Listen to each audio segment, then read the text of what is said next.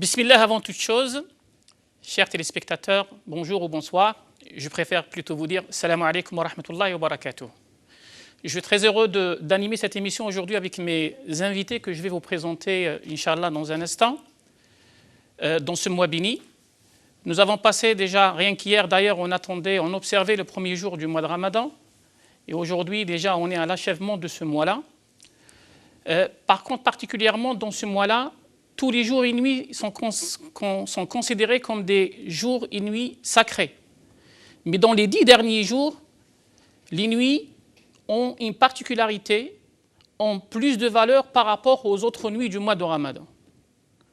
Dans ces 10 derniers jours, la plupart des croyants doublent leurs efforts pour se renforcer leur lien avec leur Créateur, Allah subhanahu wa ta'ala.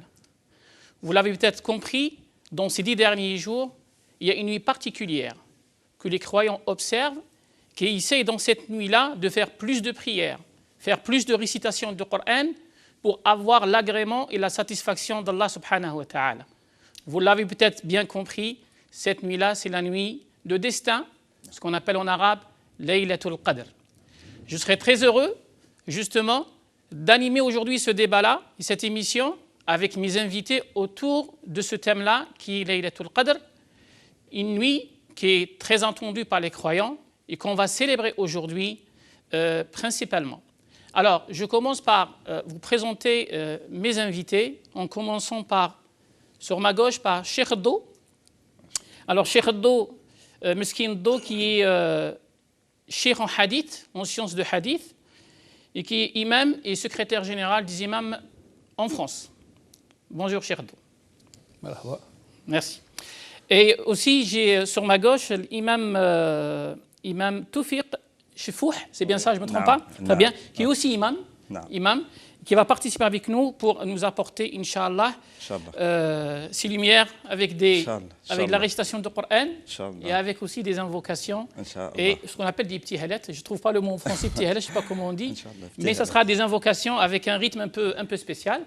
Et j'ai le grand plaisir d'accueillir aussi notre frère et imam aussi et khatib qui fait des prêches dans les mosquées, Abdel Hakim Badawi. C'est bien ça? Alors, soyez les bienvenus sur ce plateau-là. On va essayer d'aborder le sujet en parlant sur deux thèmes, la nuit de Qadr, la nuit de destin, et en même temps parler aussi sur Zakat al-Fitr, parce que c'est dans quelques jours les croyants seront ramenés à sortir leur zakat. Mais avant d'aborder le sujet en détail et rentrer en profondeur, j'aimerais bien avoir un petit mot, Cheikh Abdou, sur la demande qui a été faite récemment par les responsables musulmans pour avoir une dérogation pour célébrer la nuit de Qadr dans les mosquées. Oui. Il est utile, c'est la nuit la plus importante pour les musulmans, c'est la nuit la plus importante de toute l'année, Inch'Allah. Et il n'y a pas de meilleure action de mener dans cette vie que de l'amener dans cette nuit du destin ou de la destinée.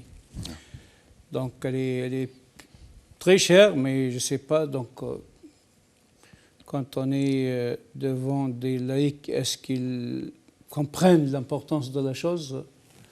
Les musulmans ont le droit de demander, et les autorités ont d'autres considérations sanitaires et autres pour pouvoir répondre ou ne pas répondre. La demande, elle est tout à fait logique, elle est utile, elle est très utile, elle est plus qu'utile, mais la réponse, donc c'est autre chose. Est-ce qu'on peut dire que la réponse est illégitime, cher Abdel Hakim? Je parle de la réponse des autorités qui est le refus d'accorder cette nuit-là aux musulmans.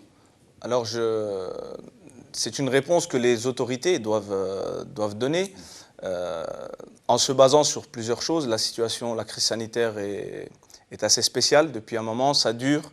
Il y a certes une amélioration, mais les craintes persistent.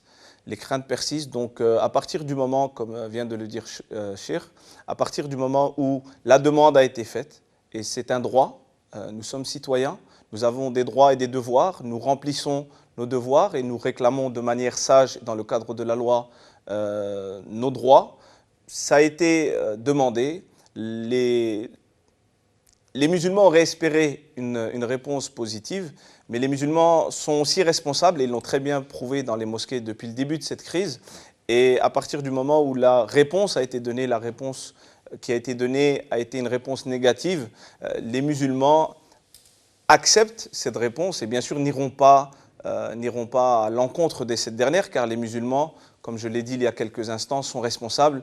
Et la vie humaine est très sacrée dans le droit et dans la législation islamique. Parce que quand on voit déjà par rapport aux prières de vendredi, il y a déjà des rassemblements qui se font dans les mosquées. Il y a des centaines, voire des milliers de personnes qui sont déjà rassemblées dans les mosquées, dans les prières de vendredi. Il y a une autorisation qui a été déjà donnée pour ça.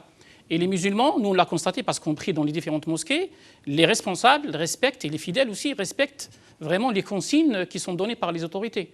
Pourquoi refuser la nuit de destin alors que c'est les mêmes rassemblements et ça va se dérouler dans les mêmes conditions? Cheikh Abdou. Je crois que ne peut donner cette exception que celui qui peut sentir la valeur de cette nuit. Je ne parle pas de la valeur religieuse, mais de la valeur sociale aussi. Donc si les responsables savaient ce qu'il y a d'importance dans ce que peut rapporter cette nuit pour la valeur sociale, de l'amitié entre les gens, de l'entraide, de se purifier pour être plus utile dans la société, peut-être qu'ils auraient dû réfléchir autrement, mais ils n'ont pas ce sentiment, ils n'ont pas cette connaissance, ils ne peuvent pas la percevoir. C'est pour cela que la réponse est telle. Rien n'empêche de donner la dérogation, elle ressemble tout à fait à la prière de vendredi comme vous dites, mais je vois que la réflexion politique, elle est très courte, elle ne va pas dans les profondeurs de la chose, et la politique elle est faite avec des solutions rapides qui n'ont pas beaucoup d'approfondissement. Dans le mal, il y a un bien. Dans ce mal, il y a un bien. Beaucoup de gens qui vont à la mosquée oublient la famille. La famille est dans une autre sphère. Le fait d'empêcher les gens d'aller Laylat al-Qadr, surtout les maris, ça lui permet peut-être de faire vivre toute la famille, les enfants, l'épouse, tous les proches. Ils peuvent la vivre dans le même foyer à leur façon et ça pourrait être utile aussi. D'accord, alors il faut dire que même avec ce refus, ça nous empêche pas, nous en tant que musulmans, de célébrer cette nuit au sein de nos familles, avec nos enfants, avec nos femmes, avec nos proches, parce que c'est une nuit quand même qui a son importance. Déjà, on l'appelle la nuit de destin. Hein, et j'aimerais là qu'on revienne un peu on rentre un peu dans les détails et revenir sur la définition des mots. Quand on dit la nuit de destin, est-ce que c'est la bonne traduction déjà de dire c'est la nuit de destin? Est-ce que le mot qadr en arabe ici veut dire d'autres sens? Est-ce que ça a un autre sens? Qui veut parler? Abd Hakim. Alors, personnellement, je préfère une autre traduction. Je préfère la nuit de la grande valeur, la nuit à laquelle un honneur considérable est donné. La traduction, c'est vrai que depuis que nous sommes petits, moi je suis né en France, depuis que nous sommes petits, nous disons la nuit du destin. C'est une traduction qui a également son explication, mais personnellement je suis plus à l'aise et je préfère lorsque l'on étudie ce qu'est vraiment Laylatul Qadr, je suis plus à l'aise avec la traduction suivante, le fait de dire que cette nuit est la nuit de la grande valeur. Pourquoi de la grande valeur? Car je pense que nous aurons l'occasion de le détailler plus par la suite. C'est la nuit où le Coran a été révélé. Tout à fait. Est-ce qu'on peut dire la même chose, Cheikh Abdou, sur la définition du mot al-Qadr, sachant qu'en arabe, on peut avoir les deux interprétations, le Qadr qui est le destin, ou le Qadr qui est la valeur ou l'importance ou le fait d'honorer cette nuit-là. Le Qadr en arabe, elle veut dire la valeur, comme disait Cheikh Abdel Hakim. Respecter le Qadr d'un être humain, c'est respecter sa valeur. Elle peut désigner aussi le destin, la destinée, tout ça, c'est la même racine. Et la destinée des gens, si bien qu'elle est faite avant leur création, elle est faite aussi cette nuit-là. Et Allah subhanahu wa ta'ala, d'après les hadiths authentiques, avec vos du'as, il peut modifier des choses, il peut ajouter du bien pour vous, il peut effacer le mal. Donc il y a une écriture qui se fait donc, chaque nuit de Laylat al-Qadr de chaque année. et beaucoup de hadiths authentiques qui vont dans ce sens-là. Donc elle a beaucoup de sens de ce qui pourrait être destiné pour toute une année à tout l'univers, à tous les humains, Inch'Allah. Peut-être je vais poser une question philosophique, hein, parce que même moi, quand j'étais petit, ça venait dans l'esprit, le mot destin. Parce qu'on sait que dans cette nuit-là, le Coran a été révélé. Vous confirmez ça, on est d'accord. C'est la nuit où le Coran a été révélé. Est-ce que cette nuit-là, elle a son importance et sa valeur de fait que le Coran a été révélé, ou elle est par naissance valorisée et le Coran a été révélé dans cette nuit-là? Ma connaissance personnelle ne pourrait pas aller au-delà parce que c'est le monde d'invisible. Ça n'a pas été indiqué dans le Coran ou dans la Sunna et on ne peut pas faire des interprétations personnelles dans ce sens-là. Allah subhanahu wa ta'ala nous a donné, on connaît la valeur du Coran, il nous a donné la valeur de Laylat al-Qadr. Donc la révélation du Coran était Laylat al-Qadr cette nuit. Ça veut dire quoi, révélation? Donc le Coran a été révélé au prophète sallallahu alayhi wa sallam pour 23 ans. Donc il faut chercher autre chose. Toutes les révélations ne sont pas arrivées dans le mois du Ramadan. Donc c'est une signification particulière. C'est ce Coran qui a été fait descendre par Allah dans le Bayt al-Azza, dans les cieux. Et de là, c'est l'ange Gabriel qui le ramenait chaque fois qu'il a besoin de révéler quelque chose au prophète sallallahu alayhi wa sallam. Donc très il faut savoir ce détail-là. Tout le Coran n'a pas été révélé en une seule nuit pour nous, mais il a été révélé en une seule nuit en fonction des... là où Jibril ramène chaque fois que le prophète sallallahu alayhi wa sallam donc on a besoin. Très bien.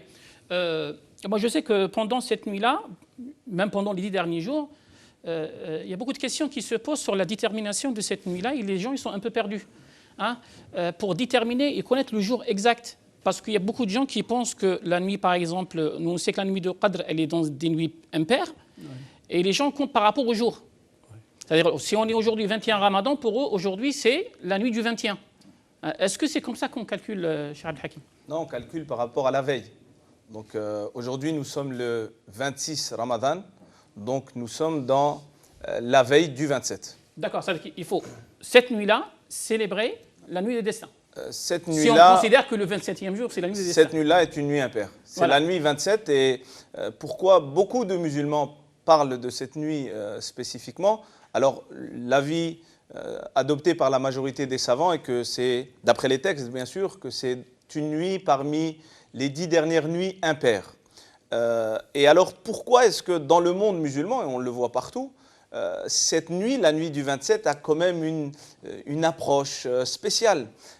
Nous avons Ubay ibn Ka'b, ce grand compagnon du prophète sallallahu alayhi wa sallam, qui a juré que cette nuit était la nuit du 27, car il avait donné un signe donné par le prophète sallallahu alayhi wa sallam, que l'on peut voir une blancheur éclatante à l'aube, le lendemain de cette nuit-là. Nous avons également Ibn Abbas radiyallahu anhuma qui va dire que c'est la nuit du 27 en se basant sur le fait que le terme hiya qui fait référence, donc elle qui fait référence à cette nuit-là, est le 27e mot de cette sourate.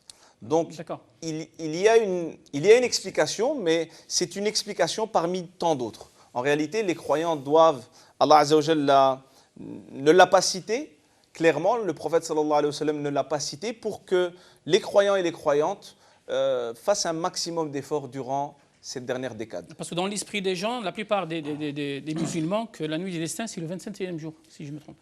J'aimerais donner un conseil. Oui. Et de faire comme faisaient les compagnons, ils considéraient toutes les dernières nuits, c'est des nuits de la destinée.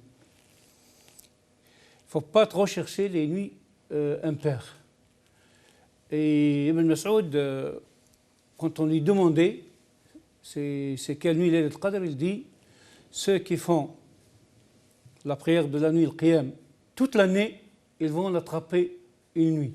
Donc ils veulent pousser la Ummah à multiplier les prières des nuits toute la vie. Alors quand on dit qiyam, on parle des prières nocturnes Des qui commencent à partir nocturnes de surrogatoires. qui commencent à partir de À partir de la prière de l'Isha. À partir de l'Isha. Jusqu'à Al-Fajr. D'accord. Donc, on ne voulait pas vraiment chercher, ils ne cherchaient pas vraiment trop que c'est quelle nuit. Pour qu'ils multiplient les adorations en dehors de cette nuit et ils ne vont pas limiter leur adoration. S'ils connaissent la nuit, ils vont la limiter dans cette nuit et le reste, il n'y aura rien. Une année, en quittant la Tunisie et la faculté de l'université de la Zaytouna, j'étais à l'université de Riyad pour faire une thèse. J'avais beaucoup de travail. J'ai dit, je vais choisir les nuits impaires pour faire plus d'efforts que les autres nuits.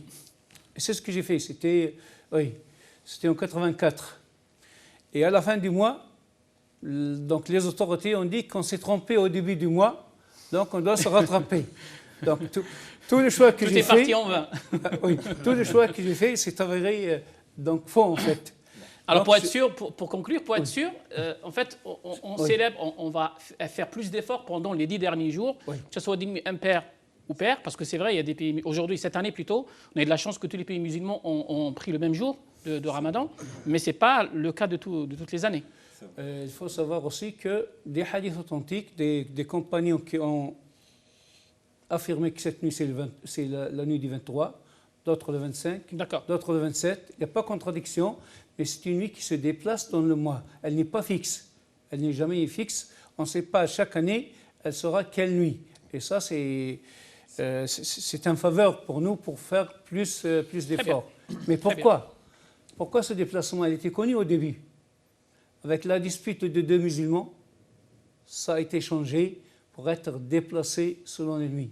Ceci nous avertit que cette nuit et dans toute la vie, il faut éviter les disputes, il faut éviter les conflits qui ne peuvent avoir que de mauvais résultats. C'est important cette entente entre les musulmans, cet amour entre les musulmans, ce respect. Chacun, même si quelqu'un se trompe, l'autre doit l'excuser au lieu de chercher la dispute. C'est aussi une grande leçon dans cette nuit-là, Inch'Allah. Très bien. Je reviens vers vous, cher Toufiq. Vous êtes imam ? Oui, Inch'Allah. En général, comment ça se déroule l'Laylat al-Qadr chez vous dans les mosquées? Comment ça se passe? Ça passe très bien. Les gens, ils amènent le couscous, l'amènent chez tous les gens. Ils pourront faire le couscous. D'accord, il y a beaucoup de gens qui ramènent à manger cette nuit-là. Tous les gens. Tous les mosquées, il est plein de gens qui amènent ça. Très bien. Alors, on va, pour rentrer un peu plus de détails, je préfère qu'on commence par la récitation d'une sourate, justement, qui nous parle de Laylat al-Qadr et qui détaille un peu ses bienfaits et son importance. Ça serait un grand plaisir de vous laisser réciter Laylat al-Qadr, cher Toufiq.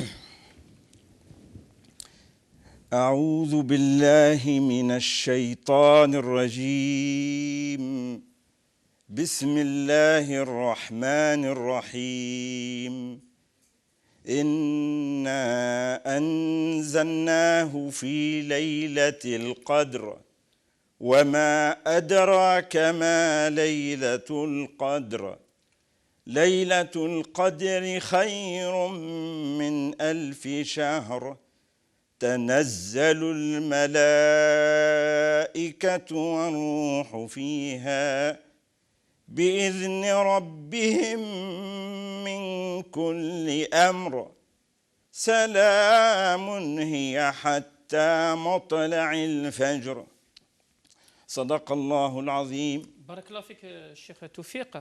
Alors, c'est une sourate qui est la dernière dans le classement du Coran. Si je ne me trompe pas, c'est la 97e dans l'ordre du Coran. Et c'est une sourate que nos enfants apprennent et qu'ils connaissent par cœur.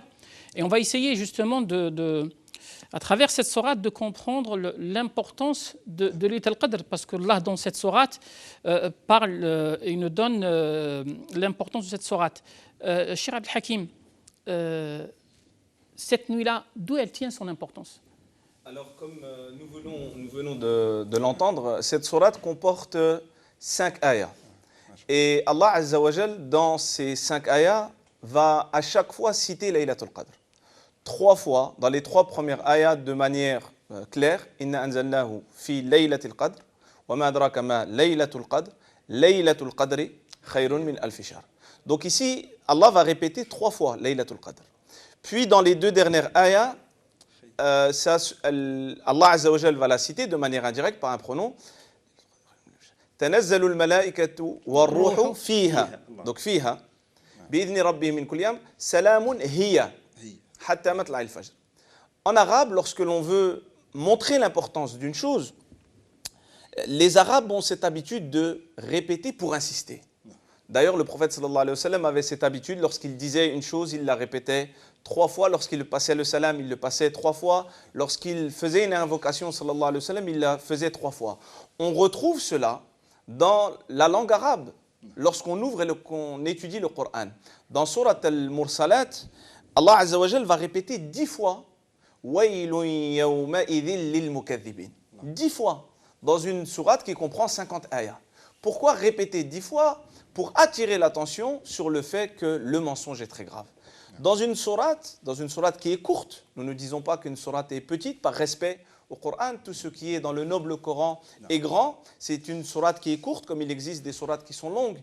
Dans une sourate de 5 ayahs, 5 fois Allah Azza wa Jal va parler de cette sourate. Donc cette sourate est, cette nuit, Laylatul Qadr, est une nuit énorme. Elle est également énorme et c'est une nuit qui a une considération et une place extraordinaire dans la communauté, dans le cœur des croyants et des croyantes, parce que c'est la nuit où le Coran a été révélé. C'est d'ailleurs ce qui nous est dit dans la première ayah, « Inna anzalnahu fi laylatil qadr ». Nous l'avons certes fait descendre, donc ce Coran, pendant cette nuit, la nuit de l'Qadr. Puis, une autre chose qui, dans cette sourate, pour rester dans cette sourate, qui va nous montrer l'importance de cette nuit, il y a la question « وَمَا أَدْرَاكَ مَا لَيْلَةُ الْقَدْرِ » En arabe, lorsqu'on veut valoriser, il y a également cette tournure de phrase. Et ça existe également en français. Par exemple, nous prenons le cas par exemple d'un jeune qui va acheter une voiture qui coûte très cher. Et devant ses copains, pour se vanter, il dira « Qui a une voiture meilleure que la mienne dans le quartier ?» Lorsqu'il pose cette question, il n'attend pas de réponse. Lorsqu'il pose cette question, c'est pour dire que personne n'a une voiture comme la mienne. C'est le cas ici également. وَمَا أَدْرَاكَ مَا لَيْلَةُ الْقَدْرِ. Personne ne peut réellement nous donner la valeur et aucun humain ne peut considérer à sa juste valeur ce qu'est cette nuit. Puis, dans la 3e ayah, il nous est dit « Laylatul Qadri khayrun min alfi shahr ». Cette nuit, la nuit de l'Qadr, est meilleure que 1000 mois.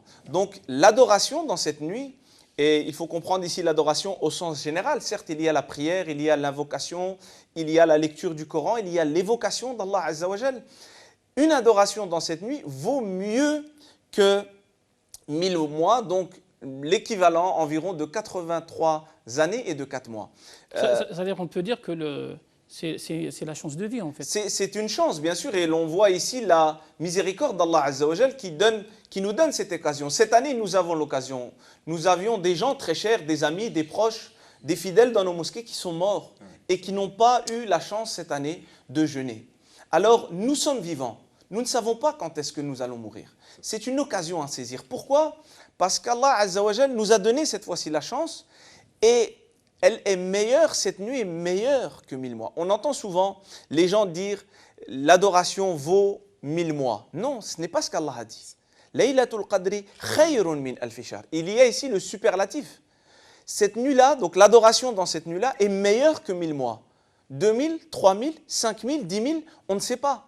Ça dépend de nos efforts et ça dépend aussi de la qualité de nos efforts. Il y a l'intention. L'intention, la sincérité, toutes ces choses sont énormes. Ce qui nous montre également l'importance de cette nuit, toujours dans cette sourate, dans la ayah numéro 4, lorsqu'Allah Azza wa Jal nous parle de la descente des anges et de l'esprit, donc Jibril alayhi salam. Ibn Kathir rahmatullahi alayhi dira que durant cette nuit, il y a beaucoup d'anges qui descendent, car il y a aussi beaucoup de miséricorde. La présence des anges est liée à la miséricorde, au pardon, à la bonté divine. Donc cette nuit est une nuit considérable et c'est pour cela que les musulmans doivent la chercher. Ce que disait tout à l'heure Shirdo est très important. Si l'on comprend réellement l'importance, eh bien on va être prêt à sacrifier 10 nuits. Et c'est pour ça qu'il y avait l'i'tikaf. Le prophète sallallahu alayhi wa sallam et ses épouses également après lui faisaient l'i'tikaf pendant la totalité de ces 10 nuits. C'est comme lorsque nous sommes étudiants, nous sommes prêts à supporter les difficultés de la vie. Ceux qui ont été étudiants, notamment loin de leur famille, moi ça a été mon cas, je suis français, je suis né en France, mais je suis originaire de l'Est de la France et je suis venu ici à Paris. Alors quand on est étudiant, surtout au début, c'est difficile. Mais on est prêt à sacrifier. Pourquoi ? On ne sacrifie pas 10 jours quand on est étudiant, 10 nuits plutôt, parce que nous parlons ici d'une nuit. On sacrifie des années et des années. Nos parents sacrifient des années de leur vie de l'autre côté de la Méditerranée. Pourquoi ? Parce qu'ils avaient un objectif et parce qu'ils ont compris l'importance de la chose qu'ils voulaient réaliser. Si l'on comprend que cette nuit est une nuit énorme, je pense que même si ces questions se poseront toujours et elles sont légitimes, mais on se basera plus sur un effort exceptionnel durant ces 10 nuits. Enfin, pour finir, la dernière ayah. Salamun hiya hatta matla'il fajr. Cette nuit, elle est paix et salut jusqu'à l'apparition de l'aube. Ibn Abbas, radiyallahu anhuma, va dire beaucoup de choses dans l'exégèse de ce verset, mais je vais en souligner une. Il dira وَيَقْبَلُ اللَّهُ فِيهَا التَّوْبَةَ لِكُلِّ تَائِبٍ. Allah Azza wa Jal accepte le repentir des repentants cette nuit. Et nous avons besoin du repentir. Quand on sait que le prophète sallallahu alayhi wa sallam nous a enseigné, surtout durant ces 10 dernières nuits, comme il l'a dit suite à la question de notre mère Aïcha radiyallahu ta'ala anha, dans cette invocation enseignée par le prophète sallallahu alayhi wa sallam, il y a cette demande de pardon. Donc nous devons profiter de cette nuit pour demander le pardon à Allah Azza wa Jal, mais cela ne suffit pas. Si l'on a commis du mal à une personne, en plus de demander le pardon à Allah, il faut réparer ce préjudice. Alors, ça va nous ramener à savoir exactement ce que le prophète faisait comme invocation justement pendant cette nuit-là, la nuit de l'Qadr, et qu'est-ce qu'il faisait comme adoration, spécialement dans cette nuit-là. Cherdo. Donc toutes les prières sont acceptées, toutes les invocations et l'intelligence. Je veux attirer l'attention sur l'importance d'Aïcha dans l'islam, radiyallahu anha, al-mu'minin, la mère des croyants. C'est l'intelligence d'Aïcha qui est surprenante. C'est la seule parmi les compagnons qui a eu l'idée de demander au prophète sallallahu alayhi wa sallam quelle est la meilleure invocation de cette nuit. Et c'est le messager sallallahu alayhi wa sallam qui lui répondit Allahumma innaka afoun tuhibbul afwa fa'fu anni. C'est la meilleure des meilleures. Dieu, on peut juste traduire pour les téléspectateurs. Dieu, tu es pardonneur. Allahumma innaka afoun. Dieu, tu es pardonneur. Tu aimes le pardon. Pardonne-moi. Donc, ça donne le mérite. C'est une invocation qui est répétée régulièrement. La meilleure. Elle lui a demandé quelle est la meilleure des invocations qu'on doit répéter cette nuit-là, et il a fait ce choix. Et ça doit attirer notre attention sur deux choses. La demande du pardon et son importance, que ce soit un pardon envers Allah, mais envers les frères aussi. Il a une dimension sociale. Les gens peut-être demandent pardon à Allah tout le temps, ça ne leur coûte rien, mais quand il s'agit de demander le pardon donc, envers des frères, peut-être qu'on a eu tort avec eux, peut-être qu'il n'y avait pas eu ce tort-là, donc il n'y a pas de plus important mais Cheikh que de demander le pardon. Est-ce qu'il est vraiment aussi difficile de reconnaître ses erreurs et demander pardon à son Créateur ? Parce que je vois, il y a des gens qui ont du mal, ils sont dans l'égarement total, et pour juste lever leurs mains et demander pardon et ouvrir une nouvelle page avec leur Seigneur, ils ont du mal à le faire. La demande du pardon, peut-être qu'elle est plus facile que l'action qui va la suivre. Beaucoup de gens demandent pardon, disent astaghfirullah, mais est-ce que l'action va suivre ou non? Ça, c'est autre chose. Beaucoup de gens qui s'impliquent dans la demande du pardon, mais ils ne viennent pas aux causes qui leur permettent d'être pardonnés. À quoi sert de demander pardon quand vous continuez dans le péché? À quoi sert de demander pardon à un frère quand vous continuez à utiliser la médisance envers lui? Donc il y a un engagement pour la demande du pardon. Elle doit vous obliger, elle doit vous mener à avoir le cœur pur, le cœur propre, la clarté de l'esprit, la purification de l'âme, la maîtrise de l'âme. Ça va de soi avec cette demande de pardon si on est sérieux. J'attire aussi l'attention sur Aïcha, qui a eu l'intelligence de poser cette question. Notre religion, en grande partie, a été ramené par Aïcha radhiyallahu anha. C'est un quart de la charia est ramené par Aïcha toute seule. Donc c'est un mariage que des orientalistes essaient de parler du mal, mais le mariage d'Aïcha au prophète a profité d'elle pour qu'elle soit la mère des croyants, parmi les mères des croyants, mais ça a profité à la Ummah. Ce rapprochement d'Aïcha avec le prophète sallallahu alayhi wa sallam nous a donné le plus grand nombre de hadiths authentiques, nous a fait apprendre notre religion, comment adorer, comment invoquer, et ça c'est une grande leçon que les musulmans ne doivent jamais oublier et ne jamais accepter l'atteinte à la vie d'Aïcha radhiyallahu anha. Très bien. Alors pour conclure, en fait c'est très facile, il y a une invocation qu'il faut répéter. Hein? Si on peut l'apprendre, ça serait bien. Allahumma innaka afouun tuhibbul afwa fa'fu anni. Allahumma innaka afouun tuhibbul afwa fa'fu anni. Après, pour ceux qui n'arrivent pas à la dire, l'apprendre par cœur, qu'ils l'écrivent, qu'ils la répètent. Mon conseil, ce dua qui est utile Laylat al-Qadr, il faut le dire toute l'année. Qu'est-ce qui vous empêche de le dire toute l'année? S'il est le meilleur dans la Laylat al-Qadr, ça serait évident qu'il soit meilleur tout le temps. Alors, comme on parle des invocations et des doigts, on va profiter pour justement vous présenter un doigt avec l'imam Toufiq. C'est l'occasion, la nuit de destin, on va faire un doigt, Inch'Allah. Bismillah, on t'écoute.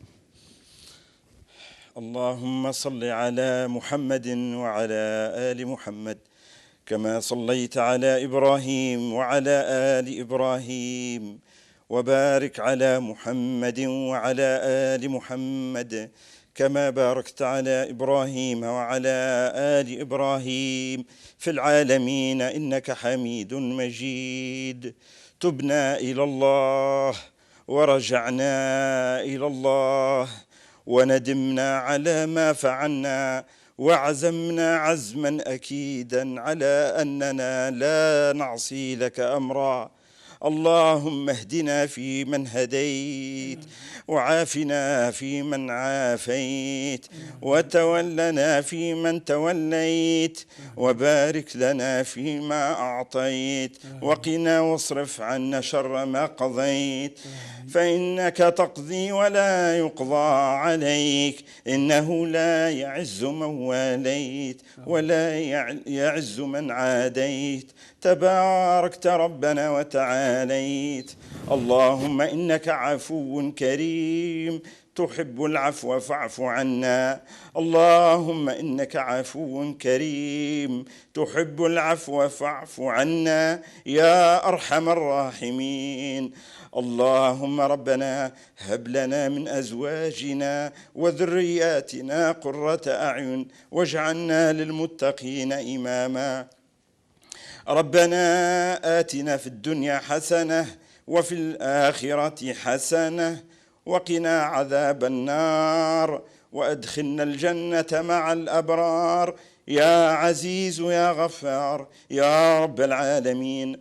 اللهم ارحم لجميع موتى المسلمين الذين شهدوا لك بالوحدانية وبنبيك بالرسالة وماتوا على ذلك.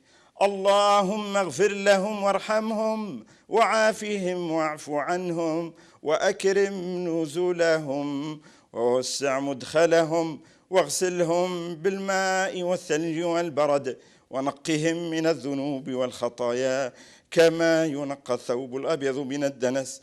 وارحمنا اللهم إذا سرنا إلى ما صاروا إليه برحمتك يا أرحم الراحمين. اللهم صل على محمد وعلى آل محمد كما باركت على إبراهيم وعلى آل إبراهيم في العالمين إنك حميد مجيد. سبحان ربك رب العزة عما يصفون وسلام على المرسلين والحمد لله رب العالمين. Barakallahu fik pour cette invocation.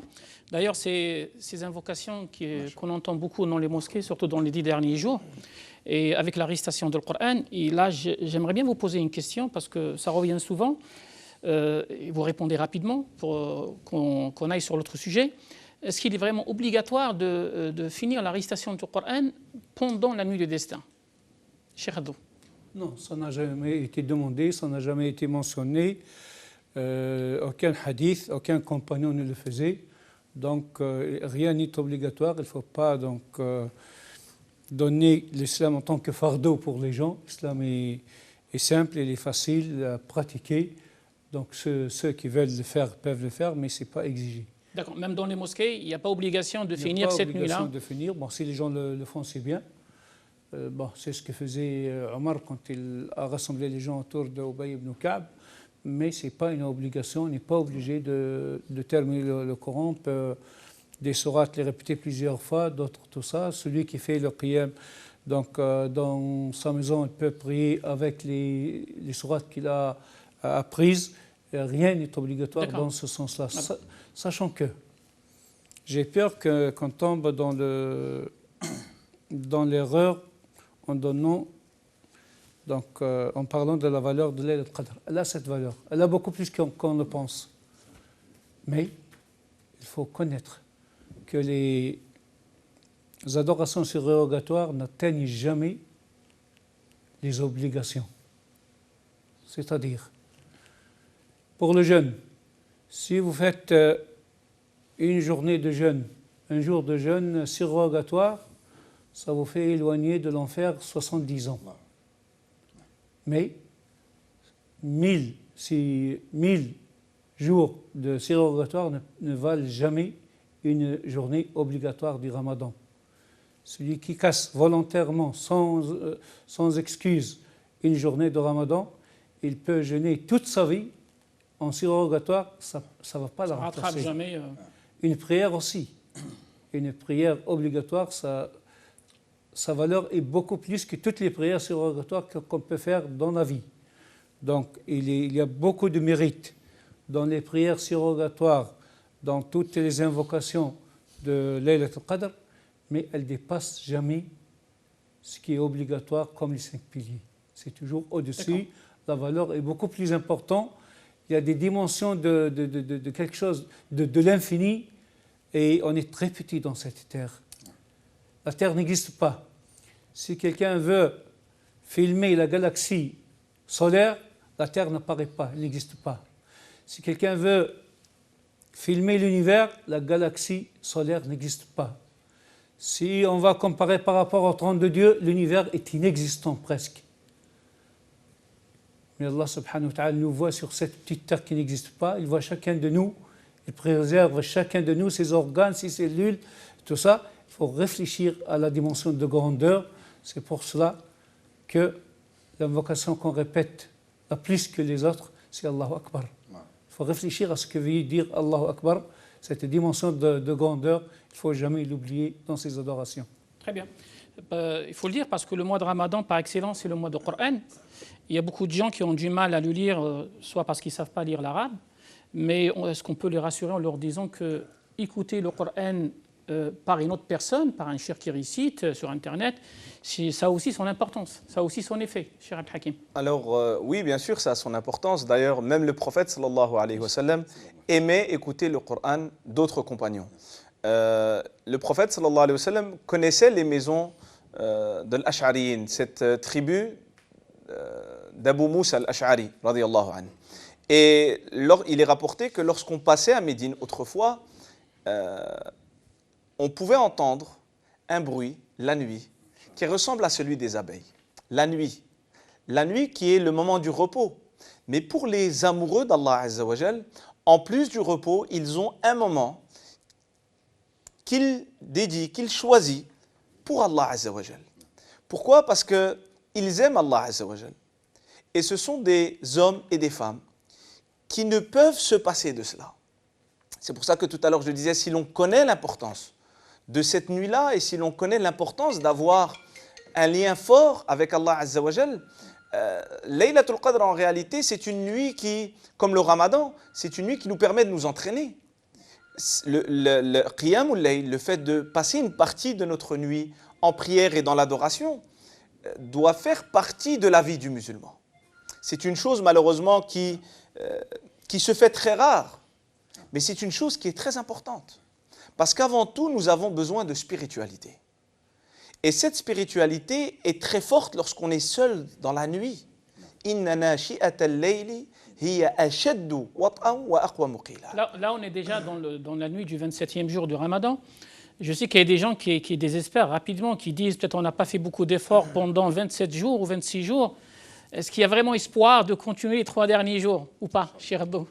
Oui, il ne faut jamais désespérer. À la dernière minute, il ne faut jamais désespérer, mais le conseil que je me donne et que je donne à tous musulmans cette nuit, Inch'Allah, c'est de faire ses bilans cette nuit.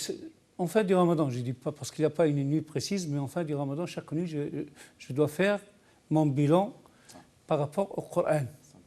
Est-ce que j'ai avancé? Combien j'ai fait de sourates en plus? Combien j'ai fait de versets pendant cette année? Quand on fait ce bilan chaque année, ça nous encourage à avancer beaucoup plus. Et il est impensable. Il est impensable si un ami vous envoie une lettre, un ami que vous aimez. Vous allez la lire, la déchiffrer, connaître tous les mots. Vous ne pouvez pas dire je vais la laisser dans le tiroir pendant 3-4 mois pour la lire après, on va dire c'est un fou. Cette lettre, ce message qui nous parvenu d'Allah subhanahu wa ta'ala, on ne doit pas le laisser dormir dans le tiroir. Il faut l'ouvrir, le lire, être content, être satisfait de lire, de connaître ce message d'Allah subhanahu wa ta'ala. L'un des pieux disait, quand je veux parler à Allah subhanahu wa ta'ala, je me dresse pour la salat, dans la prosternation, je suis proche d'Allah, je peux lui parler. Mais quand je veux que c'est Allah qui me parle, je lis le Coran, c'est la parole d'Allah qui nous a été adressée. Il faut l'aimer toujours, ne pas l'abandonner pour la laisser dans le placard. Ce qui est bien dans ce mois-là, parce qu'on côtoie beaucoup de jeunes, et c'est vrai, il y a beaucoup de jeunes qui ne sont pas très assidus, si on peut dire des choses comme ça, dans leur rapprochement et leur adoration envers Allah Azza wa Jal. Mais quand c'est le mois de Ramadan, il y a beaucoup qui prennent des bonnes résolutions. Mais le problème, c'est après le mois de Ramadan. Et c'est ça la grande problématique chez les musulmans en général. C'est que même pour ceux qui sont déjà assidus dans leur prière, ils font un peu plus d'efforts pendant le mois de Ramadan et juste après, ils lâchent tout. Quel est le conseil, rapidement, avant de passer au dernier sujet, qu'on peut donner à ces jeunes-là, Cheikh Abdel Hakim? Je pense qu'il est important d'étudier la vie du prophète sallallahu alayhi wa sallam et de là, nous en tirons une leçon très importante. C'est l'importance de l'ambiance. Nous sommes des humains, que l'on soit jeune, âgés, hommes, femmes, riches, pauvres, peu importe. Tous les humains sont sensibles à l'ambiance dans laquelle ils vivent.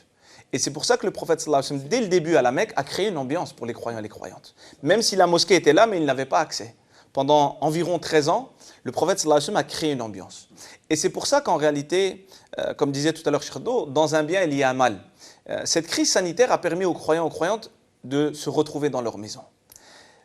Si dans nos demeures, il y a une ambiance spirituelle, on trouvera la force d'être croyants et croyantes durant toute l'année. Au début de cette crise, les gens étaient déséquilibrés. Ils ne savaient même pas comment faire à la maison la prière, comme si l'on ne pouvait adorer Dieu que dans la mosquée. Pourquoi? Parce qu'il n'y a pas cette ambiance. Notre maison, et je reprends la parole, un conseil d'un savant indien qui m'avait dit « Ne fais pas de ta maison un hôtel ou un restaurant ». Souvent, on rentre chez nous parce qu'on est très fatigué et on a envie de se reposer. Nos enfants viennent à nous, disent « Non, non, laisse-moi me reposer ». On veut jouer avec eux, ils veulent plutôt jouer avec nous, on dit « Non, non, je dois me reposer, est-ce qu'il y a quelque chose à manger ?»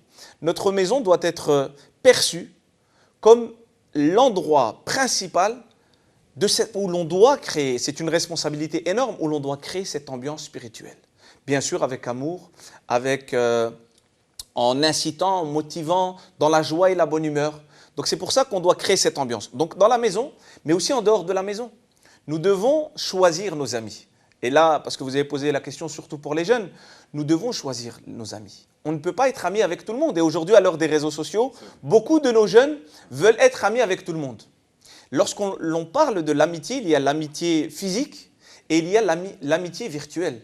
Moi je suis enseignant dans la mosquée, on va avoir des parents qui vont dire « Nous avons misé 15 ans sur l'éducation de nos parents, moi et ma femme, et on était d'accord, et on a mis beaucoup d'argent, on a fait beaucoup de choses. » Et à l'adolescence, une partie de notre jeunesse s'évapore. Alors pour différentes raisons, parce que souvent dans nos mosquées, on n'a pas le même langage que ces jeunes-là, on ne veut pas s'adapter malheureusement assez, mais moi ce que je vois par ma modeste expérience, c'est l'amitié. Et j'insiste sur l'amitié virtuelle.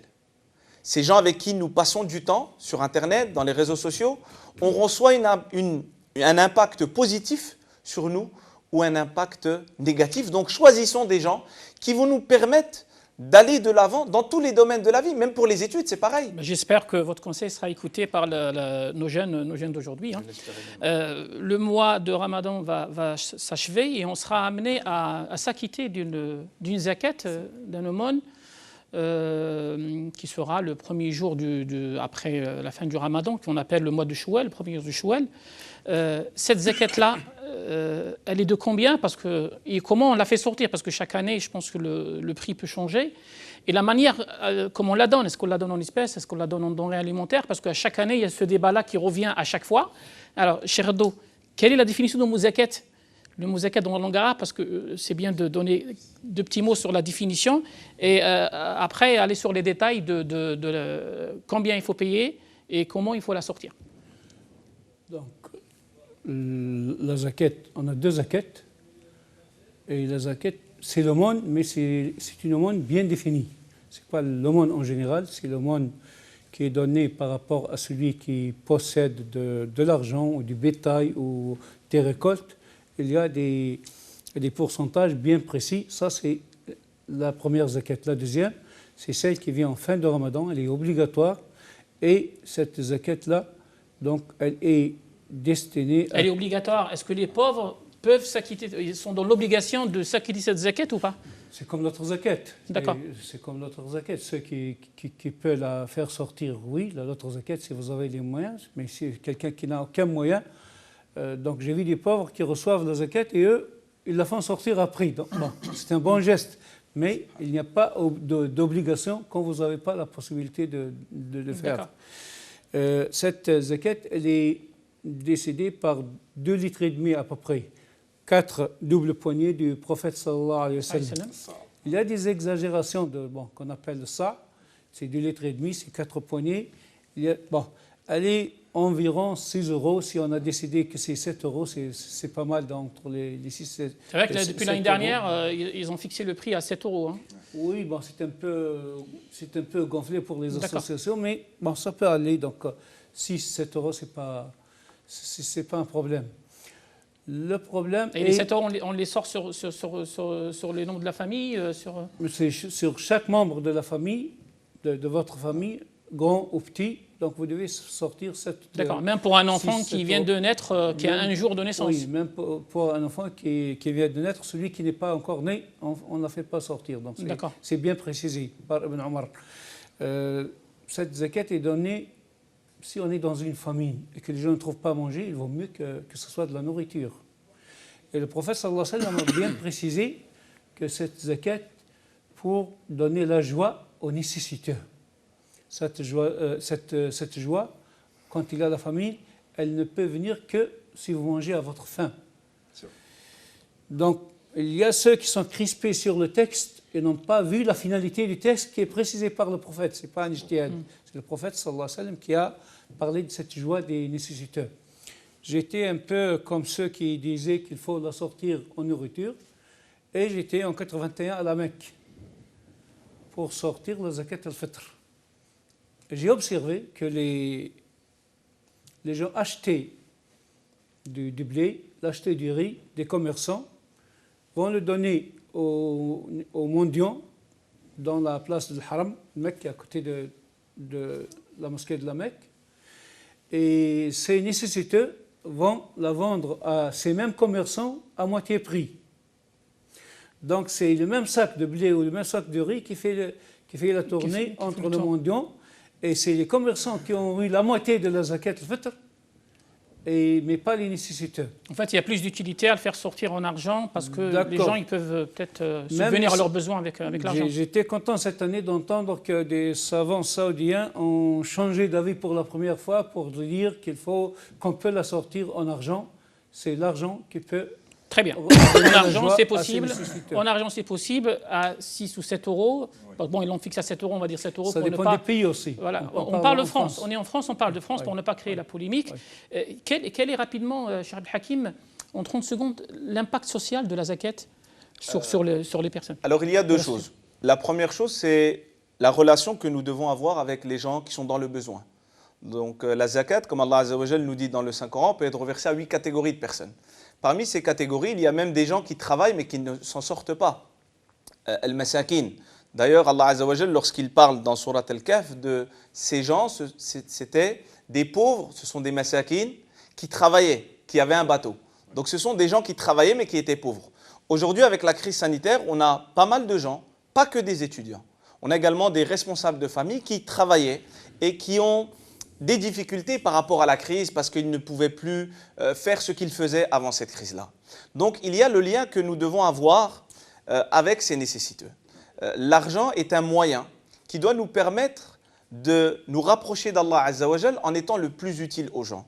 Et il y a aussi une autre chose, c'est que les adorations en islam ont des finalités. Cheikh Do venait de rappeler, l'une des finalités de cette zakat, c'est d'éviter que les nécessiteux, et cela a été cité directement par le prophète sallallahu alayhi wa sallam, que les nécessiteux se retrouvent dans le besoin ce jour de fête. Parmi les finalités du mois de Ramadan, et donc de zakat al-fitr, il y a le fait que ceux qui ont les moyens financiers doivent partager et plutôt doivent faire profiter la société dans laquelle ils vivent de cet argent. Et cet argent-là, on la donne juste avant de partir faire la prière. Alors, il y a différents moments, on peut même la donner 1 voire 2 jours avant, mais moi je vais insister sur l'aspect, l'impact économique qu'a le jeûne, et notamment cette zakat en 2 minutes, Inch'Allah. Plutôt en 30 secondes. En 30 secondes. Même pas. 10 secondes. On n'a pas le temps. L'argent L'argent doit être partagé. Durant le mois de Ramadan, est-ce qu'on doit dépenser plus? Oui, on doit dépenser plus parce qu'on doit partager plus. Très bien. Un dernier mot, Cheikh Do, en 10 secondes. La zakat peut être déplacée d'un pays à d'autre s'il y a des nécessités dans notre pays. Deuxièmement, la zakat ne peut pas être mise dans les dépenses d'une mosquée. Elle doit être distribuée aux pauvres. Je m'arrête là pour dire c'est important que notre jeune ait accepté qu'avec cette zakat, c'est la dimension sociale envers les... Ne parlez pas d'une relation d'adoration verticale envers Dieu, il faut qu'elle soit horizontale envers vos frères. Très bien. Sur ce, on va terminer, on va faire la conclusion. Il reste encore 3 jours de Ramadan. On profite au maximum. Je remercie mes invités pour leur intervention. Cher Imam, تفضل توفيق. Le temps il est fini, c'est pas grave. Ça sera pour une autre fois. Je vous remercie quand même. Merci pour votre patience, pour votre présence, nos chers téléspectateurs. Merci beaucoup. J'espère qu'on a appris des choses autour de ce débat-là. Et